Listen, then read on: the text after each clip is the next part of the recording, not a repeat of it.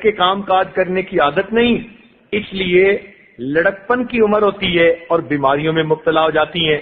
کوئی کہتی ہے میرے سر میں درد ہے، ذرا سا بس کچھ بات سوچتی ہوں سر میں درد ہو جاتی ہے۔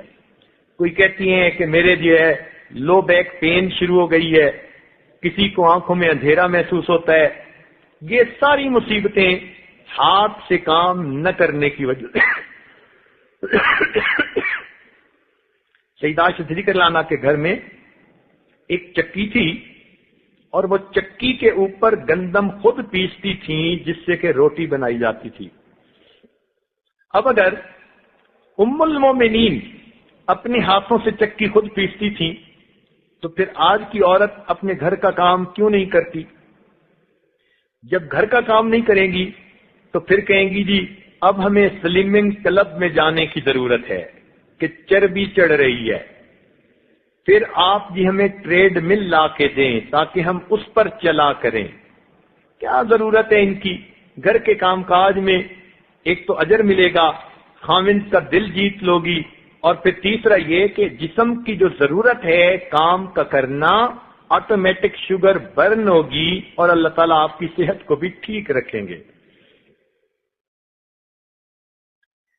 تو گھر کے کام کاج کو اپنی عزت سمجھیں، اپنا فرض منصبی سمجھیں، اور اس کو سمجھیں کہ مصلی پہ بیٹھ کے جو میں عبادت کروں گی اس سے زیادہ گھر کے کام کاج کرنے سے مجھے اللہ کا قرب نصیب ہوگا۔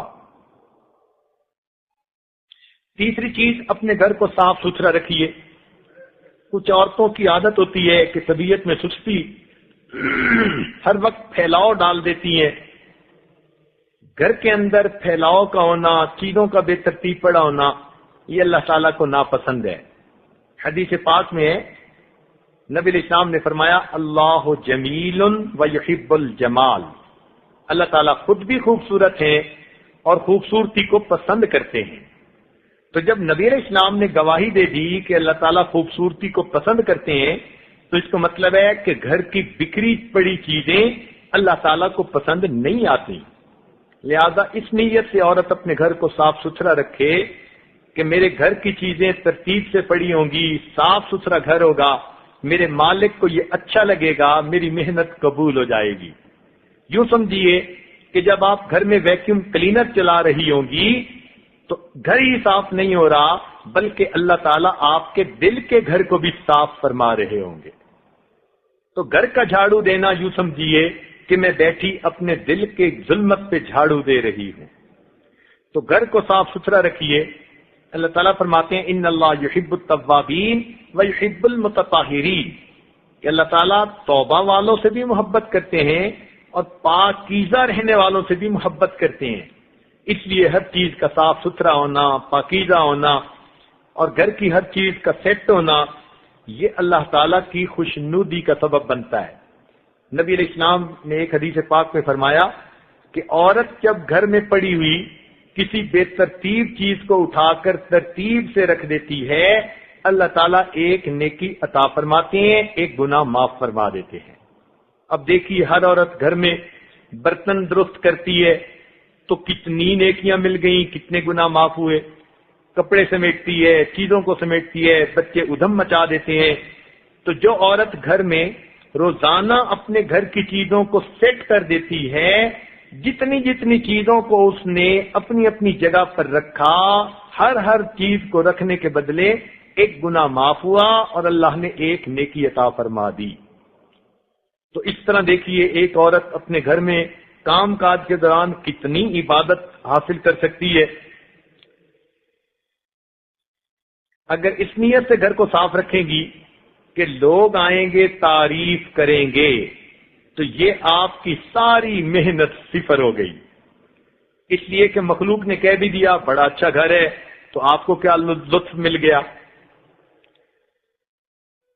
اگر اتنی محنت کر کے پسینہ بہا کے فقط لوگوں کی زبان سے ہی آپ نے سننا ہے جی بڑا اچھا گھر ہے، تو اللہ فرمائیں گے فقط قیل، یہ کہا جا چکا۔ تو یہ مت نیت کریں، نیت یہ کریں کہ میں گھر کو سیٹ کروں گی، میں گھر والی ہوں، یہ میری ذمہ داری ہے۔ اللہ تعالیٰ خوبصورت بھی ہیں، خوبصورت چیز کو پسند بھی فرماتے ہیں، میں اپنے گھر کو سیٹ کروں گی تو اللہ تعالیٰ خوش ہوں گے۔ سیٹ کرنے کا یہ مطلب نہیں ہوتا کہ اب اس میں آپ کرسٹل سجائیں گی اور اس میں آپ سینکڑوں ڈالر کی چیزیں لا کے رکھیں گی، یہ سیٹ کرنا نہیں۔ جتنے وسائل ہوں، جیسے بھی ہوں، مگر چیز کے اندر صفائی ہو اور سلیقہ مندی ہو۔ صفائی کے لیے کوئی ڈالروں کی ضرورت نہیں، بلکہ انسان نے اپنے کپڑے تو دھونے ہی ہوتے ہیں، تو ذرا صاف ستھرے کپڑے رکھنے کی عادت رکھ لے۔ اسی طرح چیزوں کو تو سمیٹنا ہی ہوتا ہے، تو سلیقہ مندی سے چیزوں کو رکھ لے۔ تو صفائی اور سلیقے کا ہونا یہ گھر کے خوبصورت ہونے کی دلیل ہوتی ہے۔ یہ ضروری نہیں ہوتا کہ وہ ایسا چپس کا بنا ہوا ہو، ایسے پتھر ہوں کہ باہر ملک کے آئے ہوئے ہوں، تب جا کے گھر خوبصورت ہوتا ہے۔ تو اس کو سمجھنے کی کوشش کریں، چنانچہ کچے گھر کے اندر بھی عورت اپنے گھر کو خوبصورت بنا سکتی ہے، تاکہ ہر چیز کو سلیقے کے ساتھ ایک جگہ کے اوپر اس نے رکھا ہوا ہو۔ چوتھی بات، سنی سنائی بات آگے کرنے کی عادت اپنے اندر ہرگز نہ ڈالیں۔ کئی عورتیں ادھوری باتیں سن کے اپنے خاوند کو پہنچا دیتی ہیں اور بعد میں پھر کچی پڑتی ہیں۔ یہ بہت بری عادت ہے، ذرا سی بات سن کے اس کو آگے پھیلانا شروع کر دینا۔ ایسی بات جلدی نہیں آگے کرنی چاہیے، بلکہ جس طرح ایک ٹرانسمیٹر ایک ریسیور ہوتا ہے کہ وہ ہر اسٹیشن کو ریسیو نہیں کرتا، خاص اسٹیشن کی ویو لینتھ کو ریسیو کرتا ہے۔ بس آپ بھی اپنے کانوں کے ٹرانسمیٹر کو ایسا سیٹ کریں کہ جو بھی عورت کوئی بات کر رہی ہے بس کانوں تک تو سب آ جائے، دل میں ہر بات کو نہ جانے دیا کریں۔ دل میں وہی بات جائے جو ٹھیک ہو، شریعت و سنت کے مطابق ہو۔ سنی سنائی باتیں جلدی سے ادھر کر دینا ادھر کر دینا، یہ عورت کے لیے مصیبت کا سبب بن جاتا ہے۔ پھر کی ہوئی بات، جی میں نے ایسے تو نہیں کہا تھا، پھر جھوٹ بولنا پڑتا ہے۔ اس لیے اکثر و بیشتر عورتوں کو اپنی باتیں چھپانے کے لیے جھوٹ کا سہارا لینا پڑتا ہے، اور کئی تو ایسی ہوتی ہیں کہ بات بات میں جھوٹ۔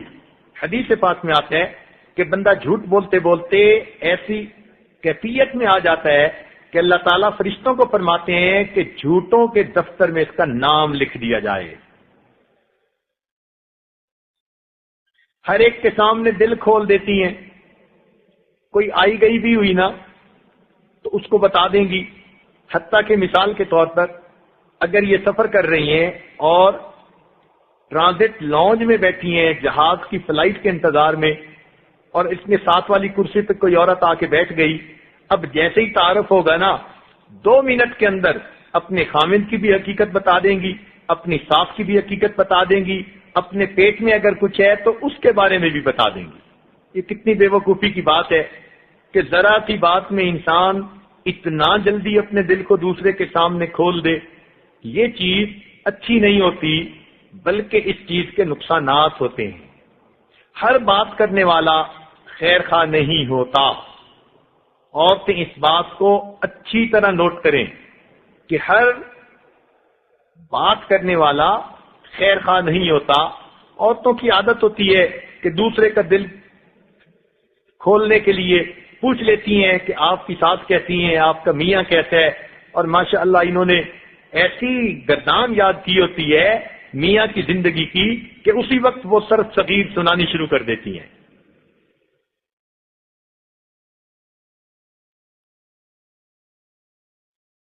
اور یہ بھی ذہن میں رکھیں کہ ہیسٹی ڈیسیژن سے بچنے کی کوشش کریں۔ ذرا سی بات سن کے کسی کے بارے میں ڈیسیژن لے لینا، فلاں ایسا ہے فلاں ایسی ہے، یہ غلط بات ہے۔ کئی مرتبہ بچے آپ کے سامنے آئیں گے، ایک کہے گا فلاں نے یہ کیا، فیصلہ نہ کریں جب تک کہ دوسرے کی بھی نہ سن لیں۔ لقمان علیہ السلام نے بچے کو کہا کہ بیٹا اگر تجھے کوئی آ کر کہے کہ فلاں نے میری آنکھ نکال دی، پھوڑ دی، تو تم فیصلہ نہ کرنا جب تک کہ دوسرے کی نہ سن لینا، ہو سکتا ہے اس نے دوسرے کی 2 آنکھیں نکالی ہوئی ہوں۔ تو اس لیے ذرا سی بات سن کے ہیسٹی ڈیسیژن لے لینا، کسی چیز کو جنرلائز کر لینا، یہ چیز عورت کے لیے مصیبت کا سبب بن جاتی ہے۔ 5واں پوائنٹ کہ جب بھی خاوند گھر سے رخصت ہونے لگے اس کو ہمیشہ دعا کے ذریعے سے الوداع کرے، فی امان اللہ کہے، دعا دے۔ جیسے ہماری بڑی عورتیں پہلے وقتوں میں اپنے میاں کو کہتی تھی میری امان اللہ کے حوالے۔ یہ کتنی پیاری بات ہے کہ میری امانت اللہ کے حوالے۔ جب آپ نے اپنی امانت اللہ کے حوالے کر دی تو اللہ تعالی محافظ ہے، وہ آپ کی امانت کی حفاظت کرے گا۔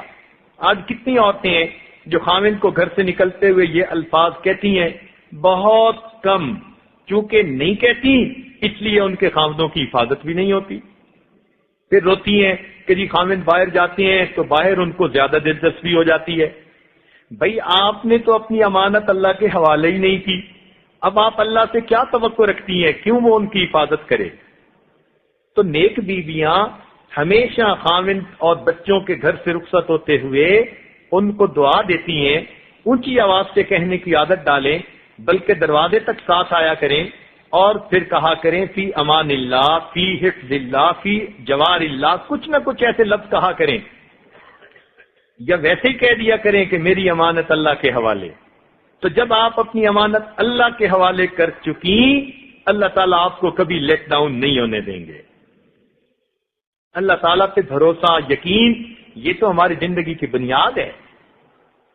تو ایک عادت یہ ہو کہ جب خاوند گھر سے رخصت ہونے لگے تو دروازے تک جا کر اس کو الوداع کہیں دعا کے ذریعے سے، اور جب خاوند گھر میں آئے جتنی بھی مصروف ہوں، 1 منٹ کے لیے اپنے آپ کو فارغ کر کے مسکرا کے خاوند کا استقبال کریں۔ تو یہ 5واں پوائنٹ ہے کہ دعا کے ذریعے سے الوداع کرے اور مسکرا کے خاوند کا استقبال کرے۔ جب بیوی مسکرا کے خاوند کا استقبال کرے گی ہنستے مسکراتے چہرے کے ساتھ، تو صاف ظاہر ہے کہ خاوند کی نظر مسکراتے چہرے پر پڑے گی تو اس کے دل میں بھی محبت اٹھے گی۔ آج اس چیز پر عمل کم ہے، اس لیے زندگیوں میں پریشانیاں زیادہ ہیں۔ 6واں پوائنٹ کہ جب خاوند کا آنے کا وقت ہو تو بیوی کو چاہیے کہ اپنے آپ کو صاف ستھرا رکھے۔ ہوتا یہ ہے کہ جب باہر کہیں نکلنا ہو تو دلہن کی طرح سج دھج کے ساتھ باہر جائیں گی، اور خاوند نے آنا ہو تو پھر ایسی میلی کچیلی رہیں گی کہ بندے کی دیکھ کے طبیعت ہی خراب ہو جائے گی۔ یہ بہت بڑی غلطی ہے، بلکہ جتنی بھی نیک عورتیں گزری ہیں ان سب کی یہ عادت رہی کہ وہ روزانہ اپنے خاوند کے آنے کے وقت پر اپنے آپ کو بنا سنوار لیتی تھیں، اور یہ بنانا سنوارنا ان کے لیے عبادت کی مانند ہو جاتا ہے۔ اس کا پتہ نہیں کیوں خیال نہیں کرتی، حالانکہ کتابوں میں بھی یہ بات بہت لکھی گئی اور نیک بیویوں کے بارے میں آیا۔ چنانچہ ایک خاتون کے بارے میں آتا ہے کہ وہ ہر رات اپنے آپ کو تیار کرتی، سجاتی، اور اپنے میاں سے بلکہ پوچھتی تھی کہ آپ کو میری خدمت کی ضرورت ہے؟ اگر وہ کہتے ہاں تو میاں کے ساتھ وقت گزارتی، اور اگر وہ کہتے نہیں مجھے نیند آ رہی ہے، سونا ہے، تو وہ مصلے پہ کھڑی ہوتی اور ساری رات اپنے رب کے سامنے ہاتھ باندھ کے گزار دیتی تھی۔ تو بیوی کو چاہیے کہ وہ خاوند کے لیے اپنے گھر میں بن سنور کے رہے۔ بن سنور کا یہ مطلب نہیں ہونا کہ روزانہ دلہن کے کپڑے پہنے، کپڑے ہوں صاف ہوں، اور انسان نے بالوں میں کنگھی کی ہو، چہرہ جو ہے دھویا ہوا ہو، صاف ستھرا ہو، خوشبو استعمال کی ہوئی ہو، اسی کو بننا سنورنا کہتے ہیں۔ تو یہ بننا سنورنا عورت کے گھر کے فرائض میں سے شامل ہے، اس میں سستی ہرگز نہیں کرنی چاہیے۔ باہر جائیں آپ تو سادہ کپڑوں میں جائیں، باہر زربرق لباس پہننے کی ضرورت نہیں، سادہ کپڑوں میں باہر جائیں گی، فتنوں سے بچ جائیں گی۔ یاد رکھیں، لباس کی سادگی عورت کے حسن کی حفاظت کا سبب بن جاتی ہے۔ لباس کی سادگی عورت کے حسن کی حفاظت کا سبب بن جاتی ہے، اس لیے دستور بنائیں کہ جب باہر جائیں تو کپڑے صاف ستھرے ہوں مگر سادہ ہوں۔ گھر میں ہوں تو پھر کپڑے اپنے خاوند کے لیے جو بھی پہن سکتی ہیں، مگر اپنے آپ کو بنا سنوار کے تیار رکھیں۔ اس لیے نبی علیہ الصلوۃ والسلام نے صحابہ کرام کو ایک دفعہ فرمایا وہ اپنے لشکر سے واپس آ رہے تھے، مدینہ کے باہر آپ نے قیام فرمایا، اور قیام حالانکہ گھر بہت قریب تھے اور گھر جا بھی سکتے تھے، مگر نبی علیہ السلام نے فرمایا کہ نہیں، تم رک جاؤ اور اپنے گھروں میں اطلاعیں بھجوا دو تاکہ بیویاں اپنے آپ کو خاوندوں کے لیے تیار کر لیں۔ تو نبی علیہ السلام کی سنت سے پتہ چلتا ہے کہ عورتوں کے لیے یہ نبی علیہ السلام کی تعلیم ہے، گویا نبی علیہ السلام کی سنت پر عمل کریں گی۔ تو جب عورتوں کو پتا ہو کہ اب میاں کے آنے کا وقت ہے تو ان کو چاہیے کہ اس وقت میلے منہ پہ میک اپ کرنے کی بجائے ذرا صاف ستھری ہو کر رہیں تاکہ نبی علیہ السلام کی سنت کے اوپر ان کو عمل نصیب ہو سکے۔ جب خود ہی صاف ستھری نہیں رہیں گی تو کیسے توقع کرتی ہیں کہ خاوند کے دل میں ہماری روز نئی محبت ہونی چاہیے؟ پھر خاوند توجہ ہی نہیں کرتے اور پھر روتی پھرتی ہیں کہ جی ساری دنیا کے ہوئے میرے سوا، ساری دنیا کے ہوئے میرے سوا، میں نے دنیا چھوڑ دی جن کے لیے۔ جب آپ نے ان کے لیے دنیا چھوڑ دی تو اب اپنے آپ کو ذرا صاف ستھرا بھی رکھیے تاکہ میاں کی طبعاً بھی آپ کی طرف محبت کا جذبہ زیادہ ہو جائے۔ ساتویں بات کہ تقریبات میں جانا پڑتا ہے رشتہ داروں میں، صلہ رحمی کی نیت سے جائیں۔ صلہ رحمی کہتے ہیں رشتہ داریوں کو جوڑنا، رشتے ناتوں کو جوڑنا، اس کو صلہ رحمی کہتے ہیں، اور اللہ تعالیٰ کو یہ بات بہت پسند ہے کہ لوگ رشتہ داریاں ایک دوسرے کے ساتھ جوڑیں، محبت و پیار کے ساتھ رہیں۔ جب بھی آپ تقریبات میں جائیں تو صلہ رحمی کی نیت سے جائیں، یہ نیت نہ ہو کہ ہم نہیں جائیں گی تو وہ بھی نہیں آئیں گے۔ اپنی طرف سے آپ صلہ رحمی کی نیت کر کے جائیں تاکہ آپ کا جانا بھی عبادت بن جائے۔ مخلوط محفلوں سے بچیں۔ آپ کو پتا ہو کہ جہاں پردے کا کوئی انتظام نہیں، ایسی محفلوں میں جانے سے آپ پرہیز کریں۔ جائیں بھی تو آپ پردے میں رہیں، خود بخود رشتہ داروں کو محسوس ہو جائے گا کہ اس بچی کے لیے ہمیں پردے کا انتظام کرنا ہے۔ بعض نیک بیویاں اپنی بہنوں کی شادی میں گئیں اور ان کی شادی میں پردے کا اہتمام بھی نہیں تھا، ایک ہفتہ اپنے گھر کے اندر وہ برقعے کی کیفیت میں رہیں۔ تو نیک بچیاں شرعی حقوق بھی پورے کرتی ہیں مگر اللہ کے حکم کو بھی مد نظر رکھتی ہیں، اس سے بھی پیچھے نہیں ہٹتی۔ تو مخلوط محفلوں سے بچیں۔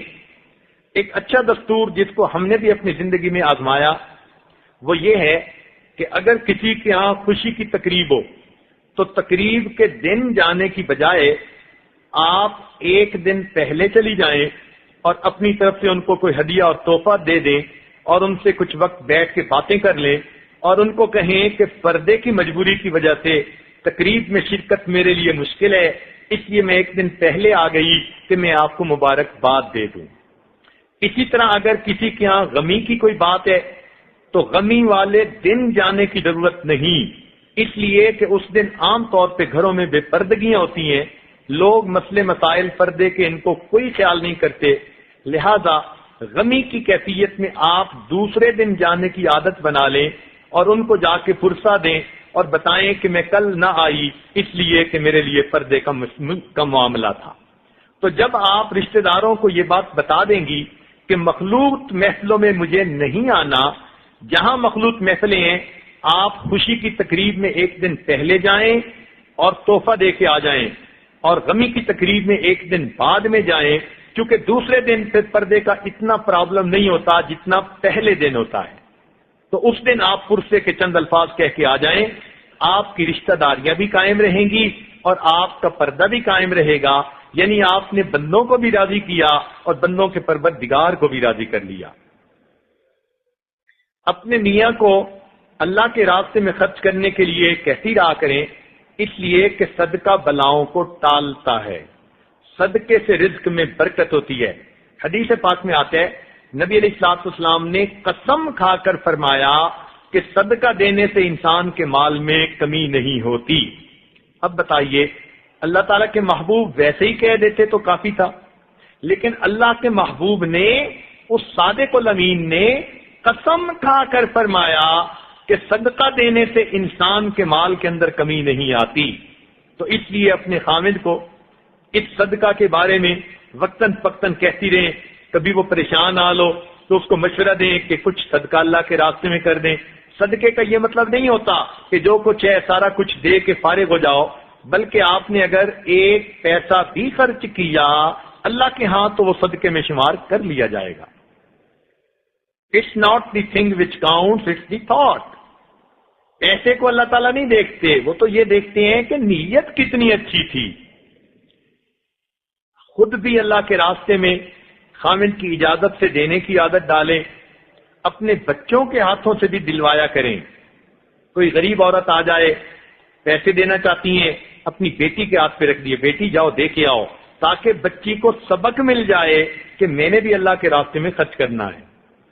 یقین کریں کہ ہمیں جتنا اللہ نے دیا ہے اس کے بالمقابل اللہ کے راستے میں ہم بہت کم خرچ کرتے ہیں، جبکہ اللہ فرماتے ہیں وفی اموالہم حق معلوم للسائل والمحروم.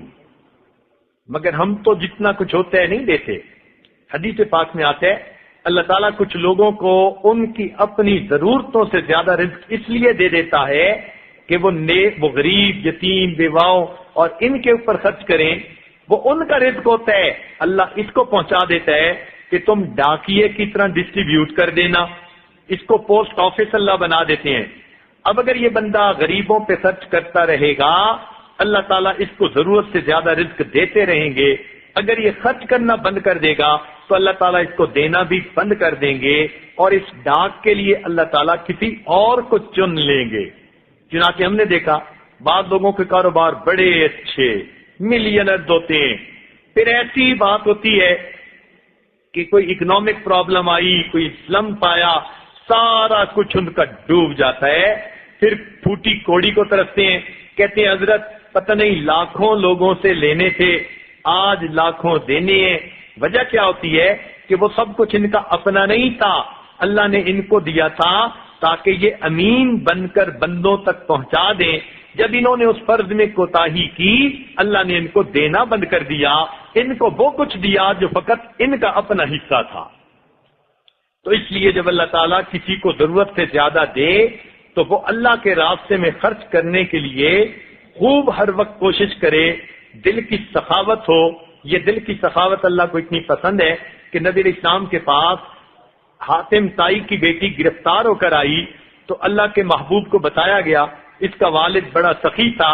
اس بات کو سن کر اللہ کے نبی نے اس بچی کو آزاد کر دیا.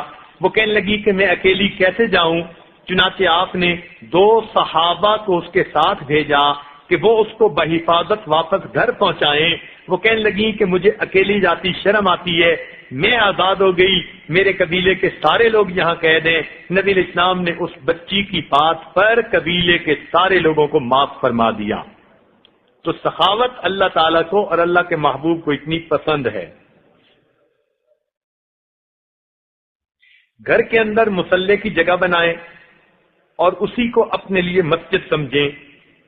کوئی کمرہ اگر ہے، بڑا گھر ہے تو ایک کمرے کو ہی مسجد بنا لیں، یا اگر کمرے کے اندر تخت پوش رکھ کے مصلی بچھا سکتی ہیں تو اس کو بنائیں. وہاں پر تسبیح بھی ہو اور گٹھلیاں بھی ہوں اور قرآن مجید بھی قریب ہو اور حجاب بھی ہو، تاکہ جب نماز پڑھنی ہو جس نے بھی تو وہ آسانی کے ساتھ صحیح پردے کے ساتھ وہ نماز پڑھ سکیں. اس جگہ پر بیٹھنے کی عادت ڈالیں حتیٰ کہ طبیعت مانوس ہو جائے.